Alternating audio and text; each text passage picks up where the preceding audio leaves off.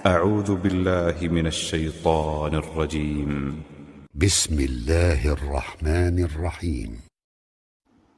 فاسألوا أهل الذكر إن كنتم لا تعلمون. السلام علیکم ورحمۃ اللہ وبرکاتہ۔ سب سے پہلے روایت کا مفہوم دیکھ لیتے ہیں۔ روایت کچھ اس طرح سے ہے کہ حاجی اپنے گھر والوں میں سے 400 لوگوں کی شفاعت کرے گا اور گناہوں سے ایسا نکل کر واپس آئے گا یا اس دن کی طرح واپس آئے گا جس دن اس کی ماں نے اسے جنا تھا۔ پوسٹ میں جو حوالہ دیا گیا ہے وہ مسند بزار کا ہے۔ اس روایت کو امام بزار رحمۃ اللہ علیہ نے مسند بزار میں ذکر کیا ہے، جلد نمبر 8 صفحہ نمبر 169، حدیث نمبر 3196 ہے، اور یہی روایت کچھ اضافے کے ساتھ یا کہہ لیجئے تھوڑی سی لمبی یہی روایت مصنف عبدالرزاق میں بھی موجود ہے، جلد نمبر 5 صفحہ نمبر 6، حدیث نمبر 8807۔ اور اس روایت کے متعلق امام حیثمی رحمۃ اللہ علیہ مجمع الزوائد میں فرماتے ہیں کہ اس روایت کو امام بزار رحمۃ اللہ علیہ نے اپنے مسند میں ذکر کیا ہے، اور اس میں مجہول راوی موجود ہے، جلد نمبر 3 صفحہ نمبر 211، مجمع الزوائد کا حوالہ تھا۔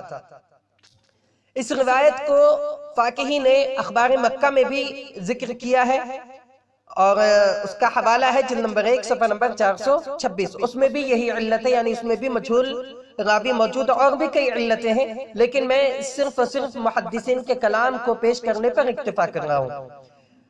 علامہ البانی رحمۃ اللہ علیہ نے اس روایت کو سلسلۃ الاحادیث الضعیفہ والموضوعہ میں حدیث نمبر 5091 کے تحت ذکر کیا ہے، اور کہا ہے کہ یہ روایت منکر ہے۔ یہ جو الفاظ ہیں ان الفاظ کے ساتھ یہ روایت منکر ہے، اور علامہ البانی رحمۃ اللہ علیہ نے جن الفاظ کی طرف اشارہ کیا وہ مسند بزار کے الفاظ ہیں، جس کا مفہوم میں نے شروع میں آپ کے سامنے پیش کیا تھا۔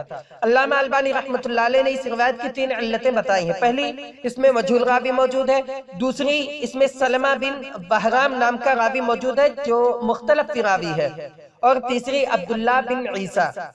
اور علامہ البانی رحمۃ اللہ علیہ مزید فرماتے ہیں کہ اس حدیث کا جو دوسرا ٹکڑا ہے وہ دوسری صحیح حدیث سے ثابت ہے، صحیح بخاری کی حدیث سے ثابت ہے، جس کے الفاظ ہیں من حج للہ فلم یرفث ولم یفسق رجع کیوم ولدته امہ، کہ جس نے اللہ رب العالمین کے لیے حج کیا اس حال میں کہ نہ اس نے کوئی فحش بات کی نہ کوئی گناہ کا کام کیا، تو وہ اس دن کی طرح واپس ہوگا جیسے اس کی ماں نے اسے جنا تھا۔ صحیح بخاری کی روایت ہے، حدیث نمبر 1521۔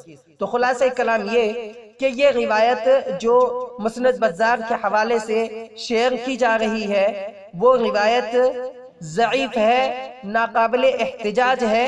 اس روایت پر محدثین نے منکر ہونے کا حکم لگایا ہے۔ اس کی نسبت اللہ کے رسول صلی اللہ علیہ وسلم کی طرف کرنا درست نہیں ہے۔ البتہ اس روایت کا جو دوسرا ٹکڑا ہے وہ صحیح بخاری کی ایک حدیث سے ثابت ہے۔ واللہ تعالی اعلم بالصواب۔ السلام علیکم ورحمۃ اللہ وبرکاتہ۔